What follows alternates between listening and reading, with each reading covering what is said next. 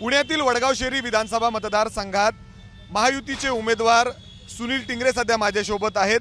खरं तर अण्णा काल सुप्रिया सुळेंनी पुन्हा एकदा ट्विट करून अर्थात त्यांनी तुमचं नाव घेत सांगितलं की तुम्ही थेट पवारांना नोटीस पाठवलेली होती। ती नोटीस देखील आता समोर आलेली आहे। अर्थातच तुम्ही काल म्हणले की मी शरद पवारांना पाठवली नव्हती, मात्र पक्षाचे अध्यक्ष हे शरद पवारच आहेत, त्यांना तुम्ही ही नोटीस पाठवली आहे। हे पहा, मी आत्ताही सांगतो, इंडिव्हिज्युअल पवार साहेबांना मी कुठलीही नोटीस पाठवली नाही। त्यांचा रिस्पेक्ट जो आहे तो तसाच आहे। परंतु मध्यंतरीच्या काळामध्ये एका प्रकरणामध्ये चुकीच्या माहितीच्या जोरावरती किंवा माहितीच्या ह्याच्यावरती मला काही प्रवक्त्यांनी बऱ्याच पक्षांच्या नेत्यांनी त्याच्यावरती वक्तव्य केली होती। त्यामुळे माझी नाहक बदनामी झाली होती।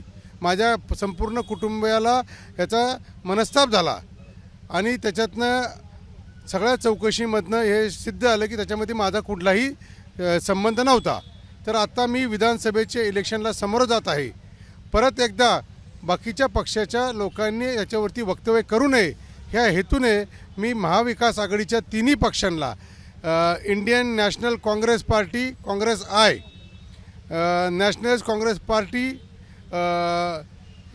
शरदचंद्रजी पवार साहेब, शिवसेना उद्धव ठाकरे अशा पद्धतींच्या पक्षांची नाव होती। त्या पक्षांना मी ती नोटीस बजावली होती की नाहक चुकीच्या माहितीवरती आपण कुठलं वक्तव्य करू नये। कोण हे वक्तव्य करत होतं आणि कशाबद्दल हे वक्तव्य होते? थेट तुम्हाला अध्यक्षांना लिहावं लागलं हे पत्र? तिन्ही पक्षाच्या अध्यक्षांना लिहिलं आहे आपण? हो, तिन्ही, कारण पक्षाचे अध्यक्षच हे आपल्या पक्षातील आपल्या प्रवक्त्यांना किंवा सचिवांना ह्याची माहिती देत असतात।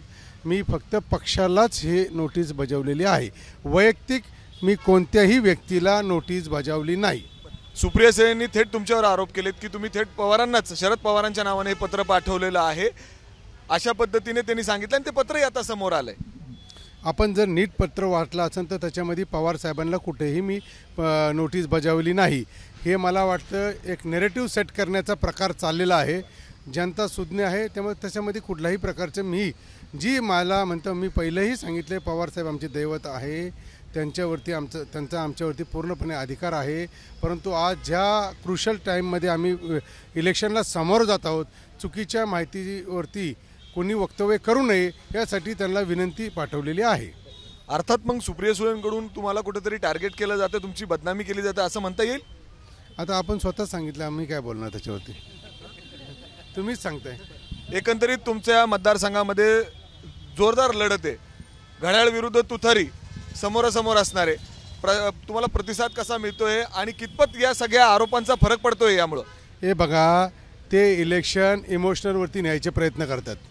मी इलेक्शन विकासाच्या मुद्द्यावरती पुढे जातोय आणि जनतेला बाकीच्या गोष्टीपेक्षाही विकासावरती भरोसा आहे आणि ते विकासाला मतदान करतील।